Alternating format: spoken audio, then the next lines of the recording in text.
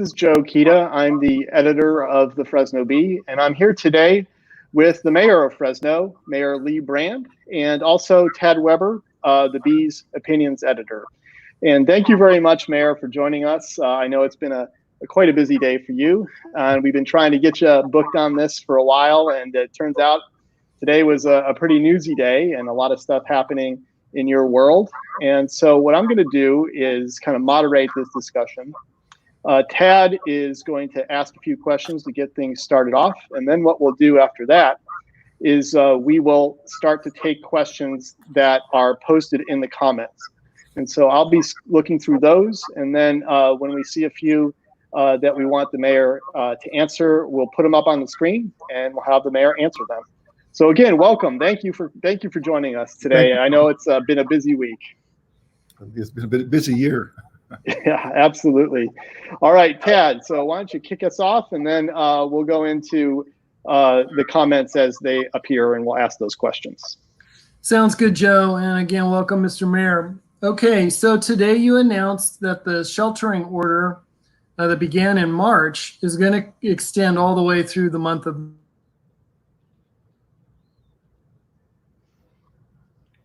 Did you lose the audio? Uh-oh. Okay, yeah, Tad froze on the screen in that one. Yeah, I think we might have lost Tad. So what I'll do is I'll just go ahead and ask the question that we have here. So today you announced that the sheltering order will extend through the month of May, but that some businesses may reopen. When do you see businesses reopening this month? We're going to meet. We met last week. We're going to meet early next week to go through a lot of businesses where, this is the committee I put together on the Fresno Recovery, the business subcommittee. And we're going to hopefully have several to submit to the city manager, who will then review the application, not applications, the ideas. These are by category, they're not by business. So I expect quite a few initially, and I think a lot more by the end of May. Okay. So what are the specifics about authorized businesses that are going to be, when is that all going to be released, and who will be allowed to open first? Well, right now they have what they call essential and not essential. So we're kind of making a third category called authorized businesses. These are the businesses that we believe a lot of them initially will be low risk type of businesses that through mitigation measures can open. So we'll look at the classes. For example, we could look at clothing stores, furniture stores, a lot of the specialty shops that were not able to compete with the big boxes like the Walmarts and the Costco's and so on. And the process will go through the city manager. It'll go out eventually to the code enforcement people that go out, not to write things up, to give advice on what it's going to take in terms of the mitigation measures like 6 foot distancing, mask inside by the employees, disinfectants, whatever is being done at Costco will be done on these stores. So we think we can get these open on a complete basis, not simply internet sales with curbside pickup. By doing that, we think we can bring in thousands of employees over the next 3 or 4 weeks. Great. So also, will there be a way for business owners to access the newly required items such as hand sanitizer, face masks for employees, et cetera? These items are proving very difficult to find right now, let alone purchase for a reasonable amount of money. Is that going to be available to them at some point? Well, I hope so. And as you just mentioned earlier, it's a shortage everywhere, and less like the face masks are. So we'll do the best we can from our point of view. There's been private investors who've given money to the city for our first responders. So I'm hoping that we can get all the stuff they need and in their businesses, get them launched. And we want to make sure as we go forward that we keep things safe, because people have to know when they're going out, whether it's to a restaurant, to a retail store, wherever they're going, that the city has done a thorough examination. We put in proper mitigation measures, and you can go in safely, not only for the customer, but also the employees. Great. Okay, so it looks like we got Tad back. Tad, I think you had a computer problem there. Yeah, Microsoft took over for a moment, so restarted. So we're on question number 4, if you want to jump into that, or if you had anything else you wanted to ask right now, Tad. And I'm going to start looking through the comments here. Okay. Well, Mr. Mayor, tell us about, put us in the room when the sheltering idea first was coming up, probably in late February, I'm guessing, what was that like for you? Describe for us the war room and how you were figuring out to start sheltering in the first place. Well, I think it was actually closer to the first part of March. I went to Sacramento with a meeting with the Big 13 mayors to meet the governor. And the governor was there primarily to talk about homelessness. And the topic he started out with COVID-19 and the virus that was going around. And by then it was in Italy and Spain. And by the time we did the shelter in order, I believe around March 17th or 18th. So the backdrop was a lot of chaos, a lot of people dying, and predictions that are coming to the West Coast doing the same thing. The governor went around the state of California on a very preemptive basis. I think he identified like 50,000 shortage on hospital beds, started getting hotel rooms, having hospitals move rooms, even getting into convention centers, getting prepared for this onslaught. So that was the real-time decision we had to make back then, is this prediction, this major tsunami of this virus coming through and affecting thousands and thousands of people and killing a lot of people. So back then we decided it was best to be on the safe side versus to hesitate, because based on the data we have, hesitating a day or a week could be catastrophic. Okay, thank you. All right, I've got a question here from a audience member here, and I'll put this up on the screen. It's from Thomas Brox. He says, didn't we hunker down to flatten the curve? Statistics show that is the case, and the hospitals, and certainly in our community, aren't overwhelmed right now. So why the continuation of these draconian measures? Well, nobody again knew or what to expect. We don't have the vision in our crystal balls to see what it's going to be. But as it came closer and closer, it looked more and more likely across the state of California that we're going to avoid, hopefully, the major trauma and impact that New York had and the Eastern Seaboard. Problem all along has been the lack of testing for all the cities in California. So for Fresno County, for example, I think they've got about 500 or 600 infections. They're doing maybe a couple hundred tests per day. They should be doing between 1,500 probably to 2,000. And we have a lot more testing to do. And what we've seen so far is a lot of unpredictability with this virus. And I'm hoping that we test in the shelter in place that we did for over 6 weeks made a big difference in limiting and this was across the state of California, not just Fresno.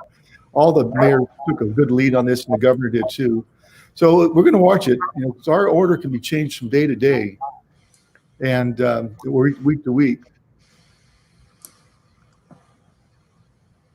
Great.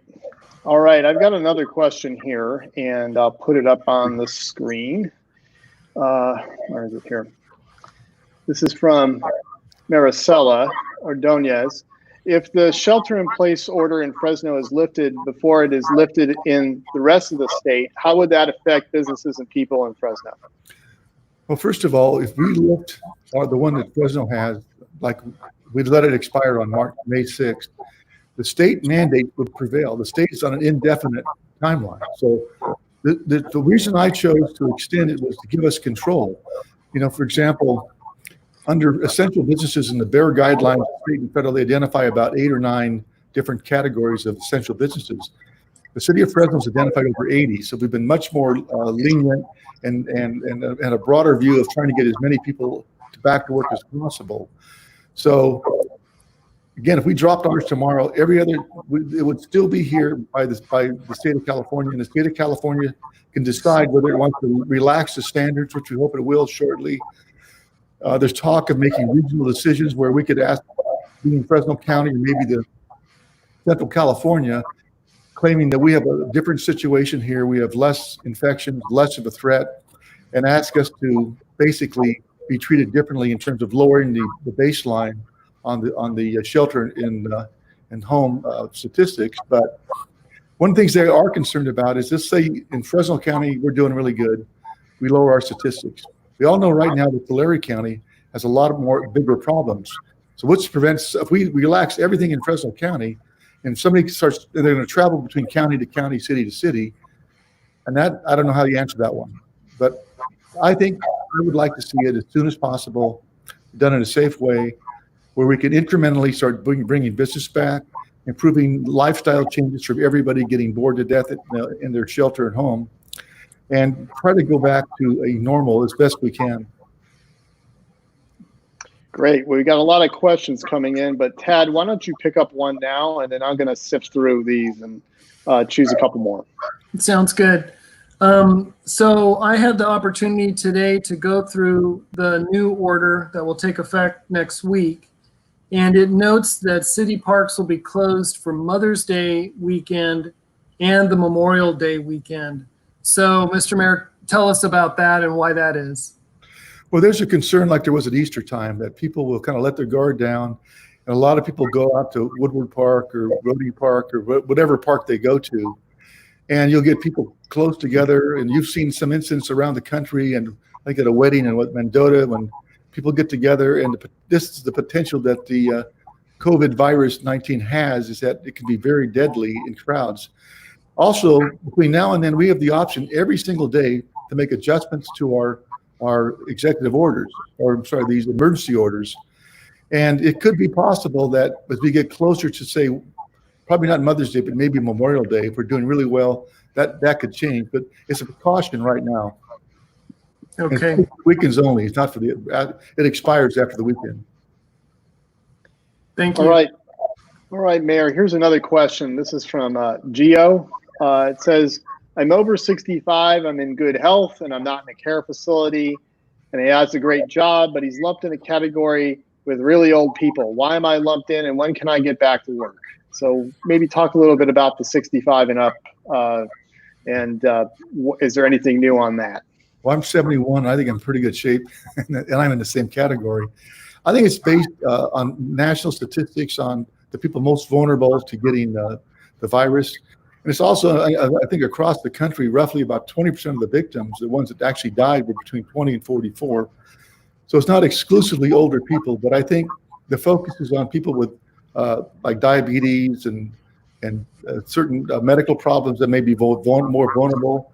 I didn't make the rules on the 65 plus. And I would argue, because I'm 71 myself, that I would like to get out and do what I can. But one possibility that the state may do in relaxing the stay-at-home guidelines, they may say, if you're 65 and older, you got to still stay at home. But if you're younger, you can go back to work. Now, to me, the more people can get back to work and get their lives on, I'm for, as long as eventually I can be allowed to get outside too. So we'll have to see how that develops. All right. I've got another question here, and this one is from Michelle Hart, and she's asking about church services. Can you ballpark how you would approach faith and church services? Maybe 50 or 100 people per service with multiple services and requiring social distancing and masks. What are any ideas you have specifically about how churches can resume services for some group activities? So when would church services possibly be able to return? Well, let me give you an example. Back early in March, this thing was developing pretty rapidly. We were getting guidelines, and it's very fluid, changing from day to day. So one day it was 300 or less was okay. The next day was 100 or less. It was 50. By the time 3 days later, we were 10 or less. So right now, churches are really important. It's a big part of a lot of people's lives. And I think they can have drive-in type, knock it out of the car. We'd like to see that improve. The only way that can really improve to get your full congregation or something resembling that back is for the statistics, the data to go down substantially. Where if in Fresno County we're 10 or more days or 14 days in a downward climb, the infection rate is low, but ultimately it's a health decision. The state of California makes that determination.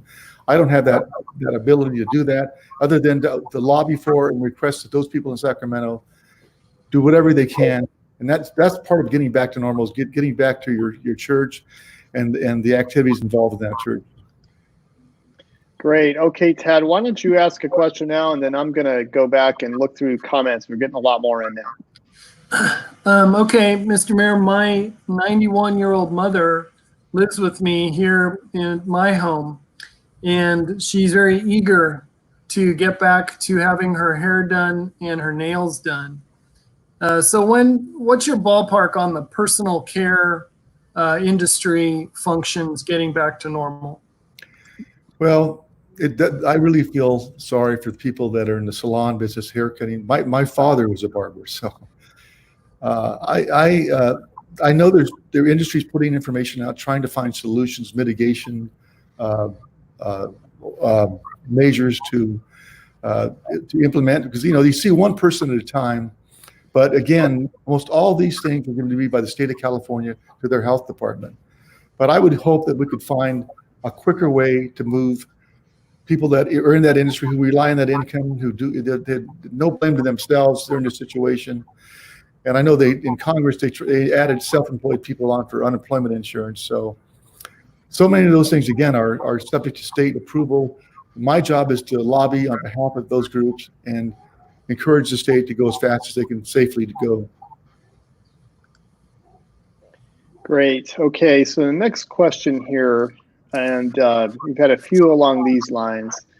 And do you feel that Fresno will lose revenue if some stores are open in Clovis but not necessarily open in Fresno due to the order that we have here? Is that even happening anymore? And I'm just wondering what your take is on that. Well, for the most part, Clovis should be fairly consistent with the city of Fresno. I know right now that auto dealerships can sell out of their showroom and off their parking lot. And actually, we're working on that right now in the city of Fresno to make it where there's a parity. For the most part, I think there is a parity. And, we're losing massive amounts of dollars in our sales tax, franchise tax, room tax, which is for hotels. There's cities across the state that are much more impacted than we are. A good example would be Harry Sadu, the mayor of Anaheim, where we have Disneyland, Knott's Berry Farm. They're closed. All the hotels are closed. The restaurants are closed. So they're in a situation where roughly half their revenue is down. So that's a massive amount of money. We're not anywhere near that deal, but we're still going to have a substantial shortfall. So, we want to make sure everybody has an even playing field as we go into the future and compete. And my goal is to get as many businesses online and as soon as I safely can over the next 3 or 4 weeks. Great. Okay, so here's another question, and we're seeing a few along these lines, and this is more about the salon question. And people are concerned about that. You're saying that salons and barbers can't open until the state deems it's okay, but you're allowing other businesses to open. So why can't salons open? And what are the reasons behind that? But the very nature of their business is that you're going to be within 6 feet. You can't cut, unless you're Johnny Depp and Edward Scissorhands, you can't cut somebody's hair and be within less than 6 feet.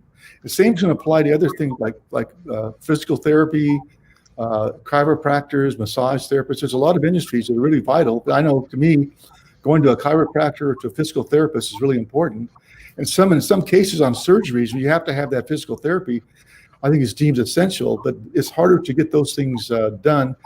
But ultimately, those things will still be, probably determined by the state of California. And I know the industry will do that.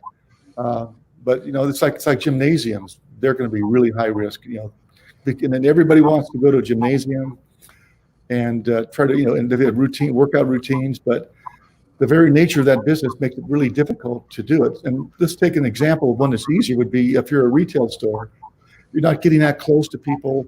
You're not getting that intimate over time, like 15 minutes. I think it's one thing I've heard is that if you're exposed for over 15 minutes, it's going to be a higher probability.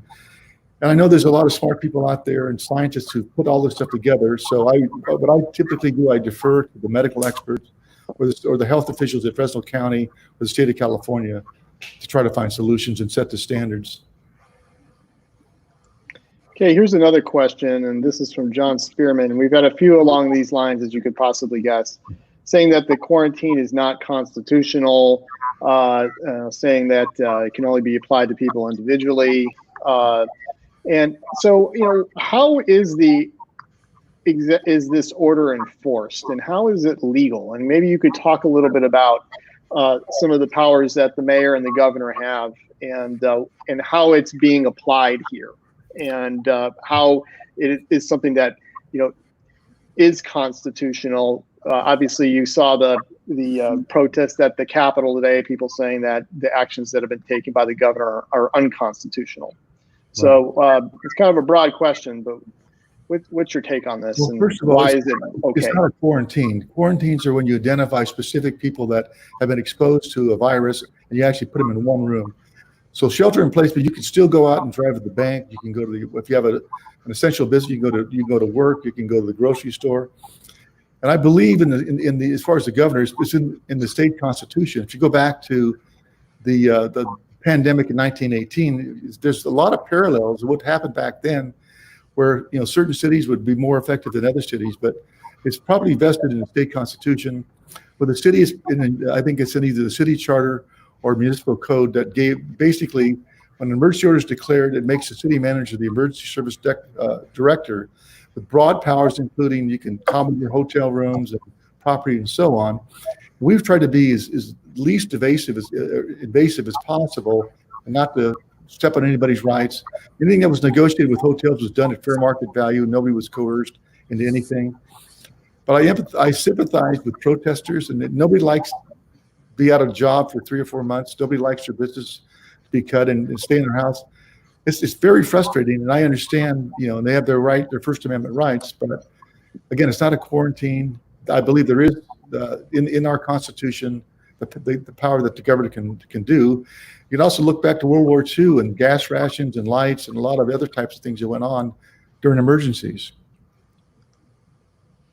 Great. All right. And I've got one other question here that just came in that kind of fits along the lines of what we've been asking here. Let me call this up here.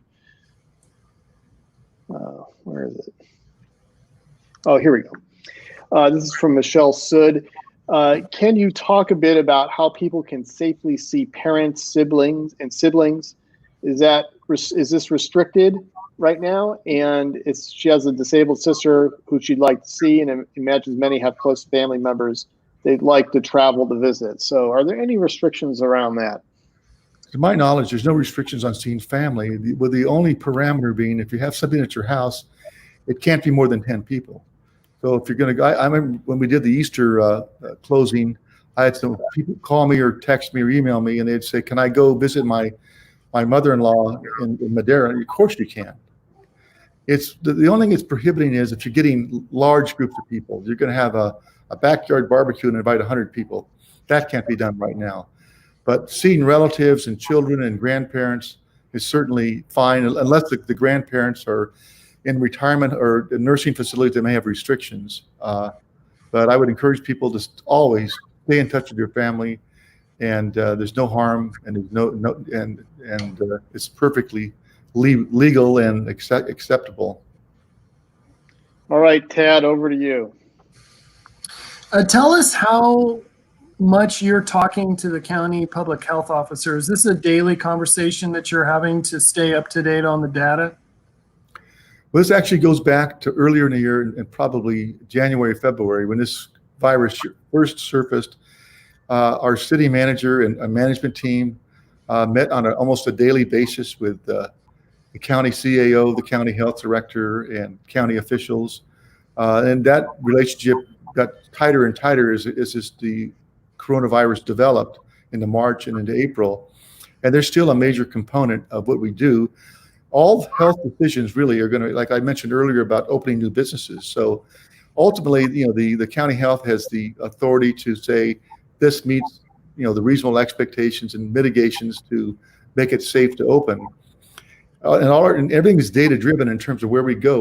We're all hoping, all the cities and counties, that we're going to show downward trends. We're going to develop the testing capability, that after we've got this thing done, we've had what they call tracers and trackers and surveillance, that in the future, if something comes up, we can suppress it fairly quickly. We can identify things quicker. I think in New York, they hired 1,000 tracers, and that makes a big difference. And that's part of the solution. Other than the vaccine, that's part of the solution to getting everybody, all occupations from, probably the highest one, the last one to go would be these big events like Soroyan Theater, Bulldog football games, because people, that's really important in their lives to go see, athletic events and plays and so on. So that's probably the last one, and I'm hoping that comes, within the next 3 or 4 months. That would be probably the last one to come on the list. Great. So, Mayor, we're also getting some more comments and questions about restaurants, and you've already touched on that a little bit. But when will restaurants be able to reopen? And how does it work if everyone has to wear a mask? How do people eat? What are some of the things that are going to have to be set up to make this pass muster with the city so that the restaurant could open? Well, the restaurant industry has been really impacted dramatically. Those in hotels, airlines. I've talked to owners from bigger operations to smaller operations, and they're losing this hemorrhaging money. Some have applied for the PPP through the federal government, but those only last so long. They need to get back into business. And on my committee, what we're looking at is we're going through to develop the protocols and the model, like a partial reopening, whether it's at 50% capacity, disposable menus, and the bars closed, the reservation only. There's some really smart people out there that are going to develop that. So that's going to be step one, is to get those protocols that are approved by Fresno County. And also, they need ramp up time. If they get a day of, we're going to open on May 10th, they need time to get to order food, to hire people back, and so on. So right now, the state of California says clearly in their mandate that restaurants can't be open except for pickup and delivery. There's a tremendous amount of pressure going around for everybody, myself, all the mayors, and the governor, to try to open up restaurants. So I will do whatever I can to lobby, which I have done already, the big city mayors and the governor, to try to get that open as soon as possible. And a part of that's going to be too that for people to go back to restaurants, they want to feel safe. We've got to make them understand that we've done, again, thorough, comprehensive reviews. The mitigation measures in force are effective. And I'll be one of the first people to go out and go to a restaurant. And that's the thing that all of us do, or lunches and dinners, and that part of our lives are gone. And there's thousands of employees that are in that industry. And I'll do whatever I can to move it forward. And I know the other mayors feel the same as I do. Yeah. All right. Along the same lines here, here's a question from Sammy. It says, who will be the point person for determining which applications to reopen our process first, second, and third? Is there a team that has developed those guidelines for food service establishments? Most are already following strict guidelines. Do you foresee a bottleneck in the application process? Seems like it can take weeks and may open the city to legal action. So how will that process work? Well, on our committee, when I mentioned the new businesses we're looking at, that's based on a category, not based on an individual business. Okay, so restaurants would probably be treated as a category, and right now nobody makes an application for whether you're a restaurant or a retail store. It's a process that we go through this committee, the business subcommittee, reviews the category, makes recommendations. The recommendations go to the city manager. The city manager then consults with the council, consults with me, senior staff, and ultimately would go into code enforcement. And their job is to just identify the types of mitigation measures that we can put in place to get them open. I think a lot has been done by, I know, Dave Fansler and other restaurateurs that are good plans, but the only thing holding back is the state of California. So the sooner that they can come in our direction, and my intuitive feel, based on conversations I've had with people in Sacramento and the other mayors, is I think we're hopefully within days from having the okay to do at least a partial reopening of all restaurants. All right. Tad, do you have another question? Just to follow up on this committee and its review process, are you getting the committee going Monday? Is that when they start meeting and looking at applications? How quickly is that going to start? Well, the full committee is called the Mayor's Fresno Recovery Advisory Committee.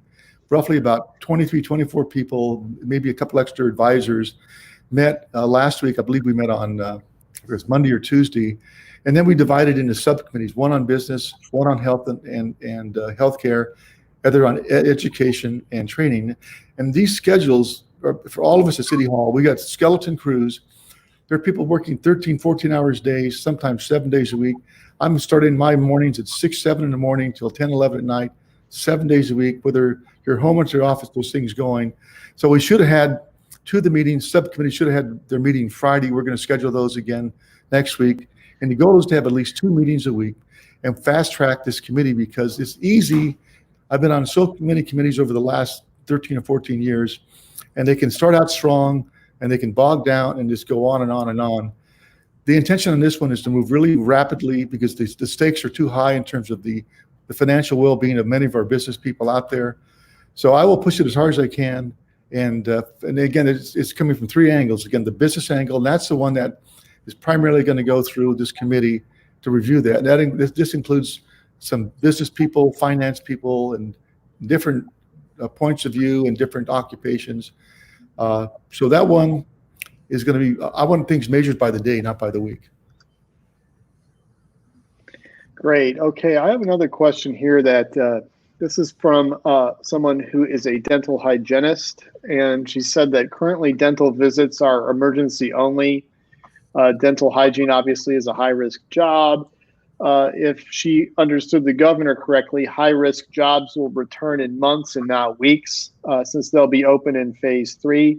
Is this May 31st date for low-risk jobs only, or does dental hygiene wait for word from the governor, or is there any other insight that you have into when dental offices could reopen?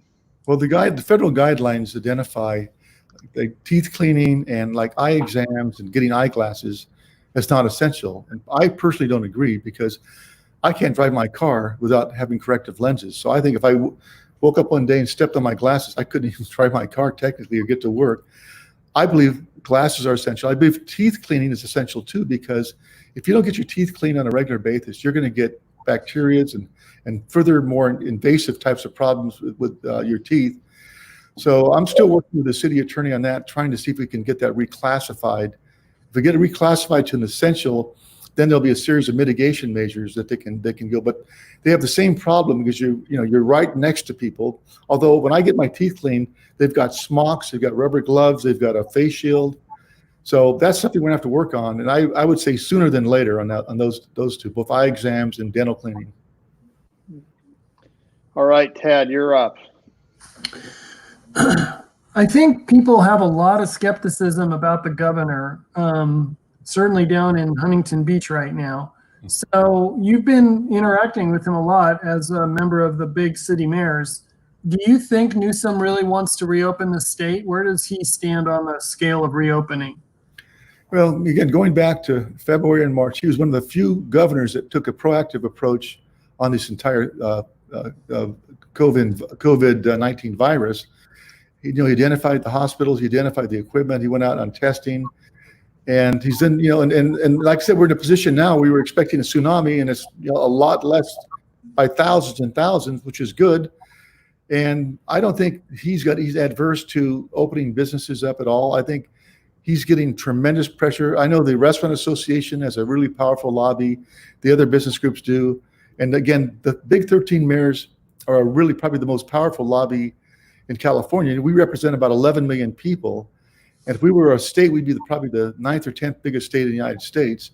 And everybody on that big 13 is advocating for the governor to, one, start to move us quicker on opening, whether it's restaurants, other types of businesses, and 2, to recognize potentially regional consideration where in certain areas that are doing better than others could have a lower standard on the baseline and be allowed to open up sooner. Great. Okay, so here's another question, and we're getting more along these lines as well. So how are dog groomers open and hairstylists aren't? Salons are state mandated and have to use hospital grade cleaners, and they're far cleaner than Home Depot or any other retail store. What support are you planning on providing salon owners and those who are in this business so that they don't lose their businesses and their homes? What help are you providing for them? So I think this is kind of goes along the lines of all businesses that are closed right now. And so why are hairstylists kind of singled out in this, but yet dog groomers could open? Well, a lot of it, it comes to direct contact, like a massage therapist or you're there with somebody, you're twisting their arms and their legs, you're cracking their back. And, and a dog, the human is not that close. And some of these are not very, black and white. There's some, I'm questioning myself if some got classified one way or the other, but I believe in Sacramento, they made a determination on dog grooming. I know Clovis started about a week before we did, but again, going back to the people in the salons and haircuts, it's just the nature of what you're so close. And I know they have standards of hygiene and washing material and so on. And as far as, but the key is going to be, if you do say one person every hour, you do 8 people a day, that's, that you're not having a lot of contact, but you're having contact over an extended period of time, like over 15 minutes. If you're a clerk, let's say at Walmart, a cashier, you probably have hundreds of people go by you, but they're going by in lighter amounts. And some of the stuff I can't really make sense of myself. It was like when big box stores could open because they had more than, they had food, they had pharmacies and some other stuff. But other retailers like in clothing or like furniture, because they were a single specialty, they were not allowed to open. So I think those were wrong. And with our new order, which provides the authorized positions, we're going to make some corrections there and provide more parity in these different occupations. Great. So I've got, kind of a question that goes back to one you were answering and talking about earlier. So you mentioned that you have a connection with the mayors of the 13 largest cities in California. How often are you in contact with, let's say, the top 5 to 10 mayors in California? What are those conversations like? And, where do we fall into this? Are we going to be one of the first big cities in California to reopen? Or are we somewhere in the middle? Or how is that all playing out? Well, this organization has been around for a long time. It was usually the Big 10. Then they added to a couple cities last year. I think they added Stockton and Riverside. But normally we would meet in Washington, D.C. at the National Mayors Conference, and maybe once or twice in Sacramento for lobbying. But since the the coronavirus became like all-consuming for everybody, the #1 issue in every city, we started having telephone conferences at least twice a week, sometimes 3 times a week, typically at 8:30 to 9:30 and later sometimes. We're now doing Zoom conferences at least twice a week, and other times we'll have special Zooms with a senator, with a congressman, or other people, Governor Newsom. And the conversations are about like the same questions I'm getting tonight. When can we open our hair salons? When can I open my city? What about restaurants? And also we lobby Washington, D.C.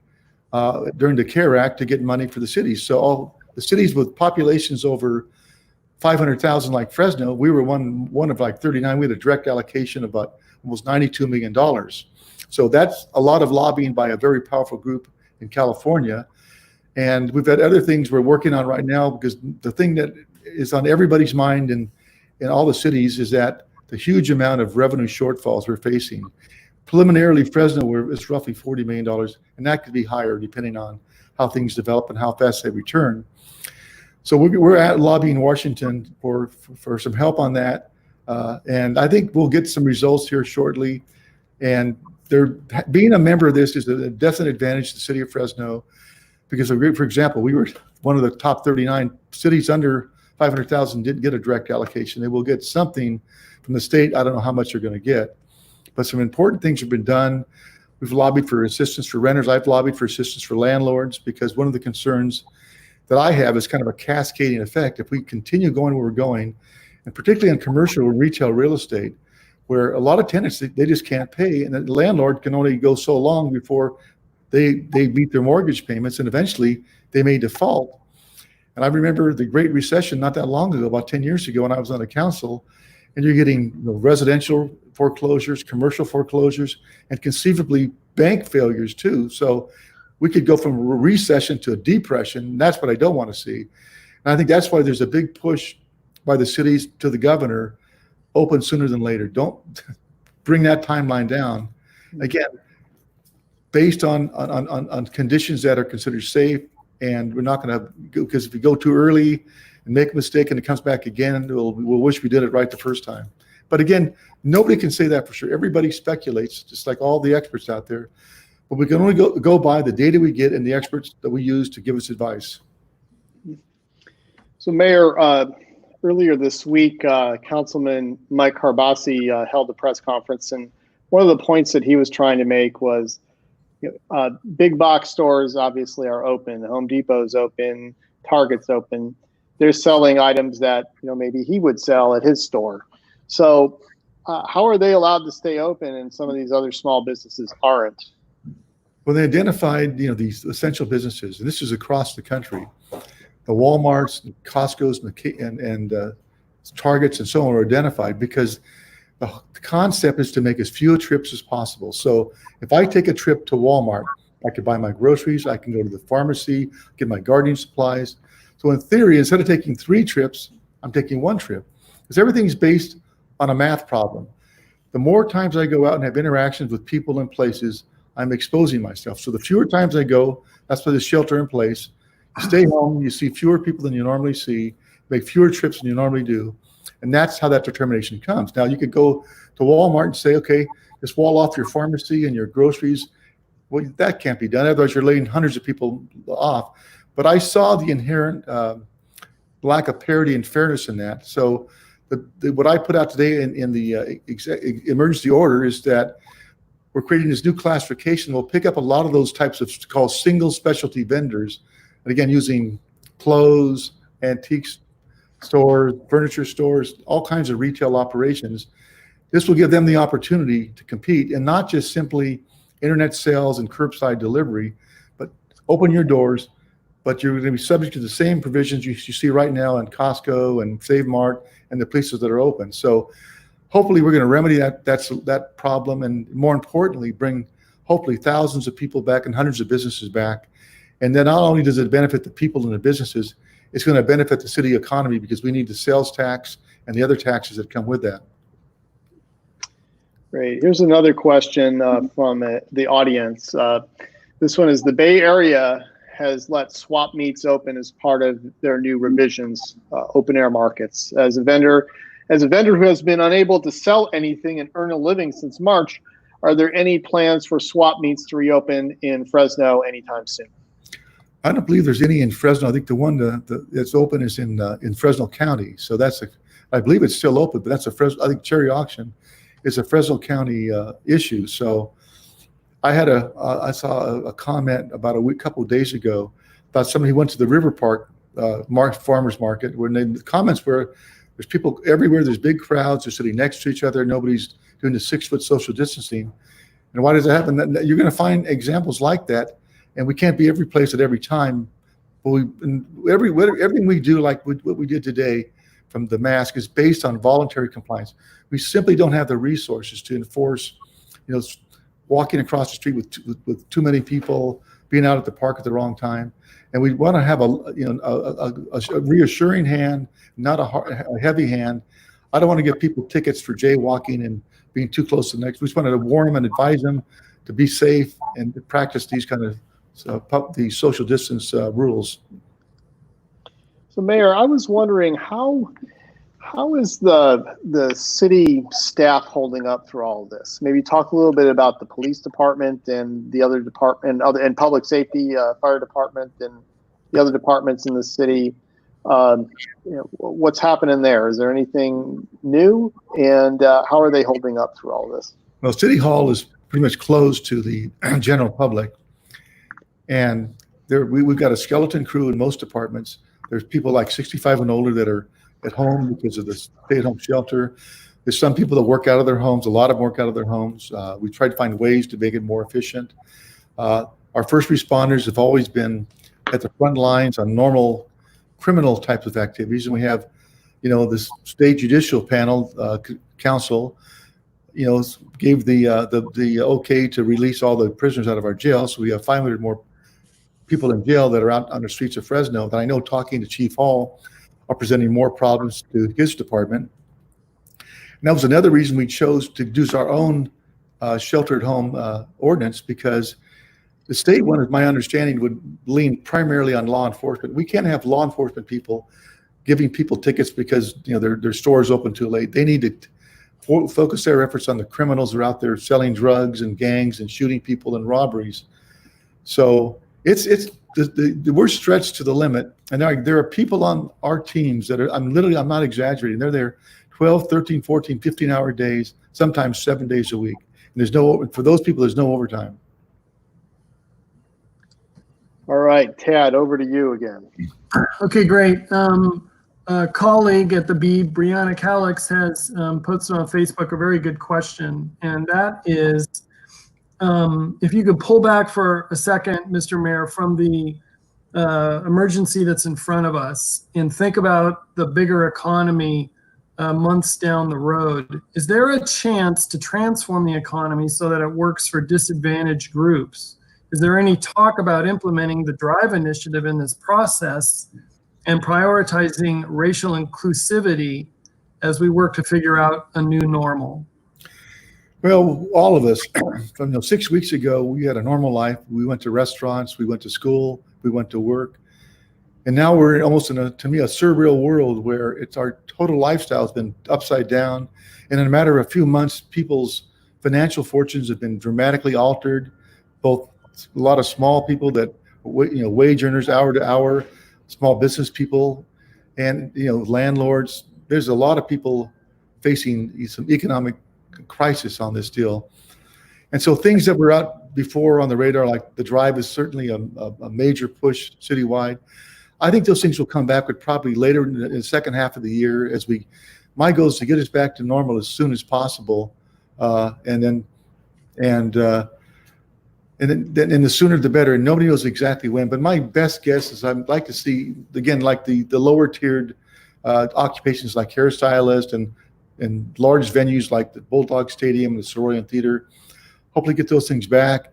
Hope and pray that we don't have another major, infection in the wintertime, because there's so many variables out there. But a lot of that stuff that was, at the top of people's list back then has diminished because of all the focus and concentration on this COVID crisis. But those underlying problems are still there in terms of racial equity and making sure everybody can participate in our prosperity. And I spoke at the California League of Cities press conference about a week ago with some other mayors about the financial impact of Fresno. And I used the analogy of the Tale of Two Cities.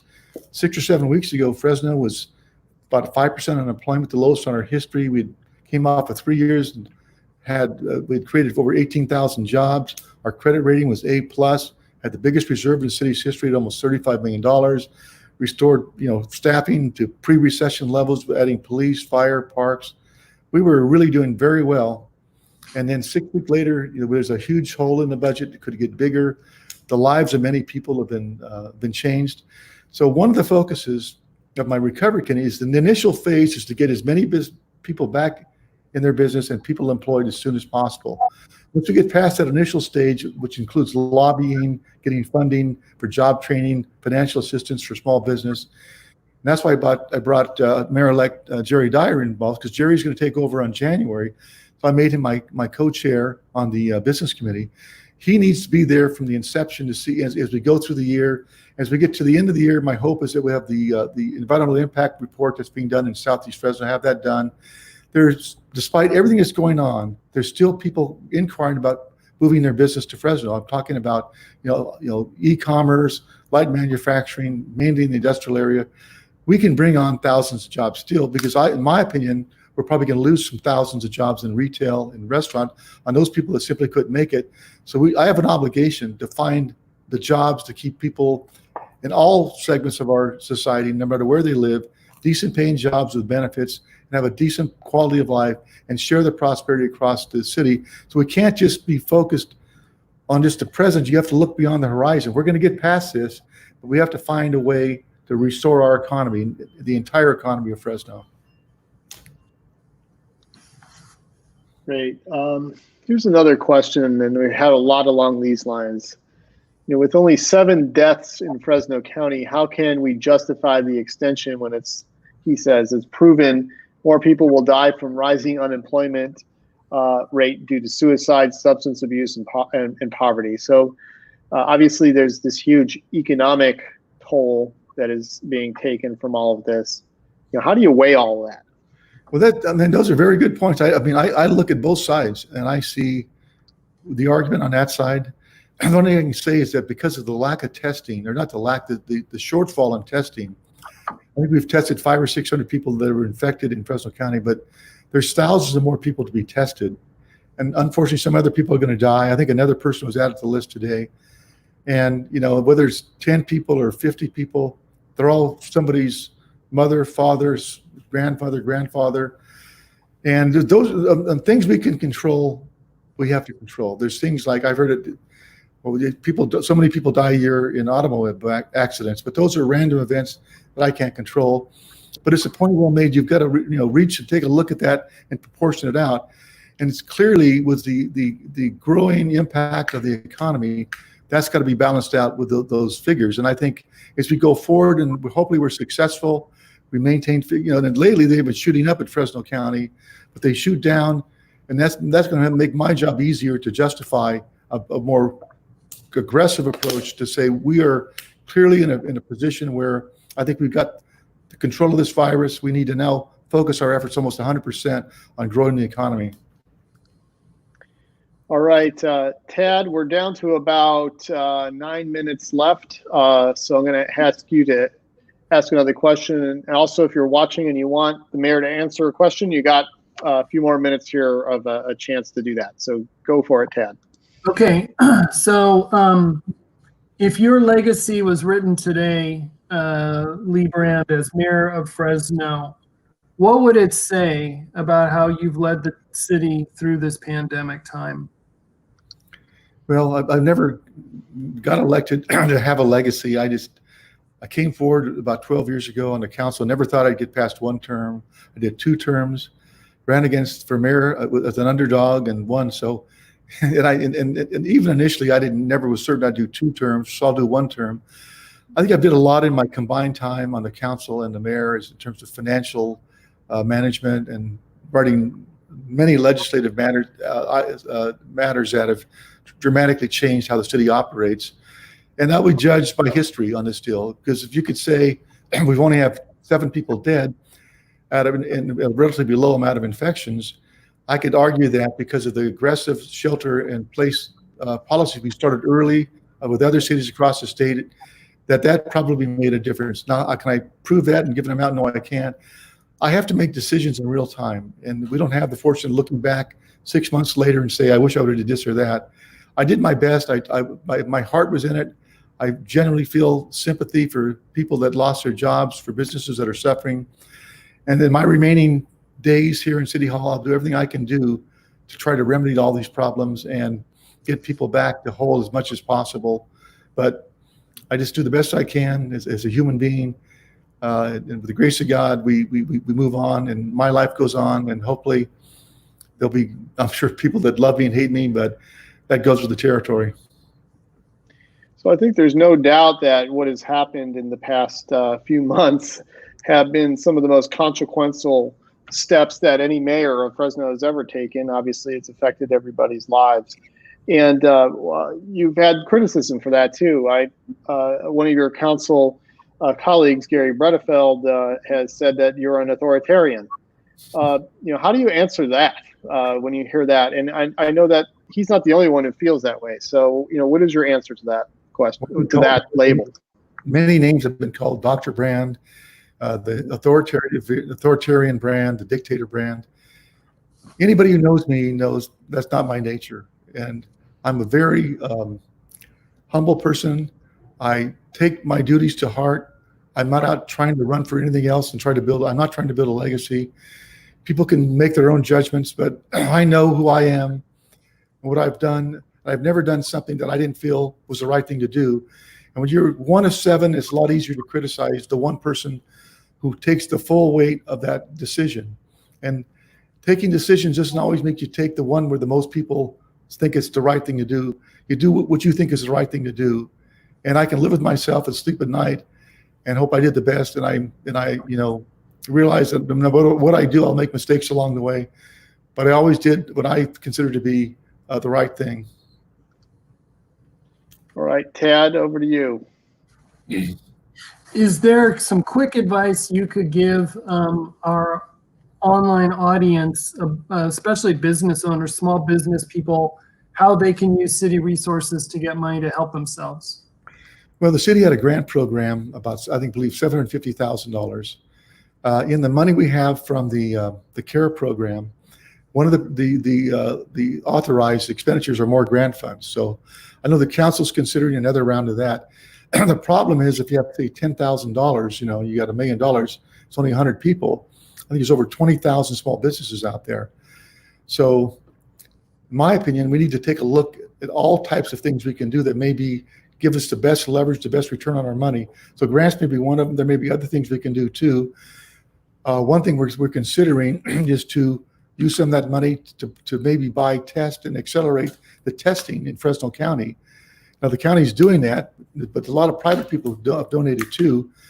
So assuming that probably would be allowable, the faster we can test and get to these statistical conclusions, the faster we're going to be in a position to be, we're the first city in the state of California to say, open us completely. And that's my goal. And if whatever I can do, and I've got, Jerry Dyer, that was his idea I just mentioned. That's a good idea. We're going to try to follow up on that. And of course, everything we do is subject to council approval. But you surround yourself with the best and brightest, you'll get a lot more done. So that makes me ask another question. How involved is Mayor-elect Dyer in the decisions that are being made right now? Over the last few weeks, I brought him in more and more, and I brought him in specifically on this committee because I think he's going to be, this is a long-term commitment. He's going to be there to follow up on whatever when I leave. And I think the more I share with him, get him used to what we're doing, and he doesn't have to do what I do. He's got his own agenda, but I think Jerry is very similar to me in his philosophy. He's got a big heart. He always sees the glass half full. So I want to work as a partnership with him in my remaining months at City Hall, and I'm not threatened by Jerry. And again, I have a good relationship, and I'm looking, when I leave, I'm gone. So I'm not going to be out criticizing any future mayor, and I think the city will be in good hands. So in the wake of the 2018 election with the Measure P failure, I know there was a lot of talk about bringing back a sales tax measure at some point before voters. Where does that stand now? Is that something that still could potentially happen, something for both public safety and for parks, or is that pretty much off the table because of coronavirus? I would say by the economic devastation in our community and across the nation, that putting a half cent, a quarter cent, I think would be nearly impossible to pass, whether it's public safety, whether it's parks. I think the school bonds are going to have a real hard time. My prediction is, not that I would oppose anything, I just don't think it's going to be possible for anybody to pass a sales tax in November, unless there's some dramatic turnaround, which I don't see. So that may be a casualty of the coronavirus, and it will have to be delayed to at least 2022. Here's another question before we wrap up here. This one's from Jennifer Ward. It says, is there an organized group of small business owners from various industries that you're using for advice or questions? If so, how can someone apply? She realizes it would be difficult to keep such a group from becoming too political, but does that exist? And maybe you could talk a little bit about that. Well, there's a Chamber of Commerce, which I know represents all businesses. I believe there's a National Small Business Owners Association. How active, I don't know. I was involved years ago. We do have people on the committee that are small business owners. And I'm a former small business owner myself. Michael Carbasi is a small business owner. There's others on there too.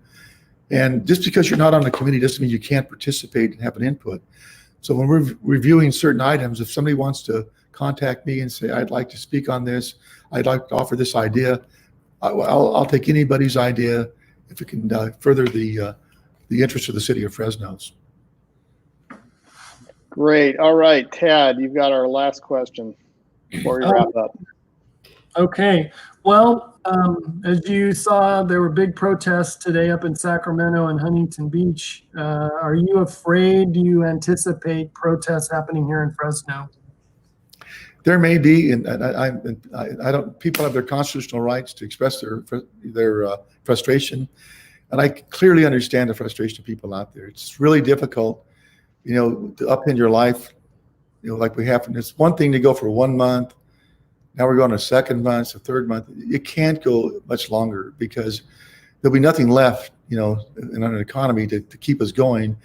and cities are going to be in really dire straits. So if there's a protest, I hope it's peaceful. They